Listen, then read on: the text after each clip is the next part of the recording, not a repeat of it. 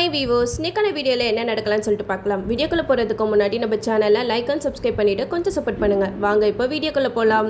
கார்த்தி அந்த டாக்டர் கிட்ட எப்படியோ கையில் காலில் விழுந்து என்னோட ஒய்ஃபை காப்பாற்றுங்க அப்படின்னு சொல்லிட்டு கூட்டிகிட்டு வந்துடுறாங்க. அந்த டாக்டர் வந்ததுமே ரேவதியை செக் பண்ணி பார்த்துட்டு இவங்க ரொம்பவே கிரிட்டிக்கலாக தான் இருக்காங்க. இவங்களை காப்பாற்றணும்னா ஒரு பிளட் குரூப் கிடைக்கணும். அந்த பிளட் குரூப் ரொம்பவே ரேரான பிளட் குரூப், அது அவ்வளோ சீக்கிரம் கிடைக்காது அப்படின்னு சொல்லிட்டு சொல்கிறாங்க.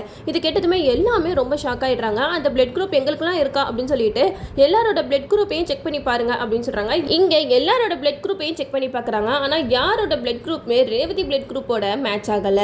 உடனே சந்திராக்கு சந்தோஷம் தாங்க முடியல. சாமுண்டேஸ்வரி, உன்னை இப்படி பார்க்கறதுல எனக்கு எவ்வளோ சந்தோஷமா இருக்கு தெரியுமா? உன் குடும்பத்தை பழி வாங்கணும் எவ்வளோ நாளாக நானும் சிவனாண்டியும் நினச்சிட்டு இருந்தோம். அதுக்கான நேரம் இப்போதான் வந்திருக்கு அப்படிங்கிற மாதிரி சந்திரா வந்து ரொம்பவே சந்தோஷத்தில் இருக்காங்க. இந்த சைடு நம்ம கார்த்திக் வந்து ரேவதியோட பிளட் குரூப் யாருக்காவது இருக்கா அப்படின்னு சொல்லிட்டு எல்லாருக்கிட்டையுமே இன்ஃபார்ம் பண்ணி கேட்டுட்டு இருக்காங்க. ஆனால் யாருக்குமே அந்த பிளட் குரூப் இல்லை. ரோகிணி ஒரு பொண்ணுக்கு கால் பண்ணி பேசும்போது அந்த பொண்ணுக்கும் பாம்பே OH பிளட் குரூப் இருக்கிறதா தகவல் தெரிய வருது. அப்போ ரோகிணி அந்த மாதிரி கிட்ட சொல்றாங்க, நீங்க தான் என்னோட தங்கச்சியை காப்பாற்றணும், என் தங்கச்சிக்கு அந்த பிளட் குரூப் இல்லாம ரொம்பவே கஷ்டமா இருக்கு அப்படின்னு சொன்னதுமே மாரியும் அங்கிருந்து கிளம்பி வராங்க. இந்த விஷயம் சந்திரகலாக்கு தெரிஞ்சு பயங்கரமா அப்செட் ஆயிடுறாங்க. என்னடா இது, இந்த பிளட் குரூப் கிடைக்காது, ரேவதி போய் சேர்ந்துருவா அப்படின்னு நினைச்சிட்டு இருந்தா இப்ப என்னன்னா ஒரு பொண்ணு அந்த பிளட் குரூப்போட இந்த ஹாஸ்பிட்டலுக்கு வரன்னு சொல்லிக்கிட்டு இருக்காள். இதை எப்படி தடுக்கிறது அப்படின்னு சொல்லிட்டு யோசிச்சுட்டு இருக்கும்போது தான் சிவனாண்டி கால் பண்றாங்க. சிவனாண்டி சந்திரா கிட்ட கேட்கறாங்க, என்ன சந்திரா அங்க நிலைமை எப்படி போய்கிட்டு இருக்கு அப்படின்னு சொல்லிட்டு கேட்கும்போது சந்திரா சொல்றாங்க, ரேவதிக்கு ஏதோ ரேரான பிளட் குரூப் கிடைக்கணுமா, அந்த பிளட் குரூப் அவ்வளோ ஈஸியாக கிடைச்சிடாதான், அது ரொம்பவே கஷ்டம். ஆனால் ரோகிணிக்கு ஒரு பொண்ணு கால் பண்ணி எனக்கும் அந்த பிளட் குரூப் தான் அப்படின்னு சொல்லியிருக்கா. அந்த பொண்ணை தான் இப்போ வர வச்சுட்டு இருக்காங்க.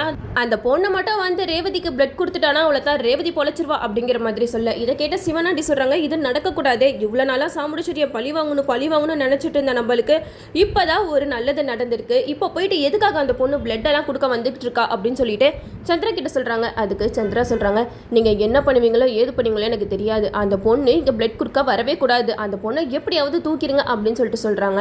உடனே சிவனாண்டியும் சந்திரா பேச்சை கேட்டுட்டு, நீ கவலைப்படாத சந்திரா, நான் எப்படியாவது அந்த பொண்ணை தூக்கிறேன் அப்படின்னு சொல்லிட்டு மாறி வர இடத்த தெரிஞ்சுக்கிட்டு சிவனாண்டி முன்னாடியே போயிட்டு மாறிக்கிட்ட, நான் தான் ராஜா, என்னோட ஒய்ஃபுக்கு தான் பிளட் தேவைப்படுது அப்படிங்கிற மாதிரி போய் சொல்லி அவங்கள அவங்க வீட்டுக்கு கூட்டிட்டு வந்து ஒரு ரூம்ல போட்டு பூட்டி வச்சிடுறாங்க.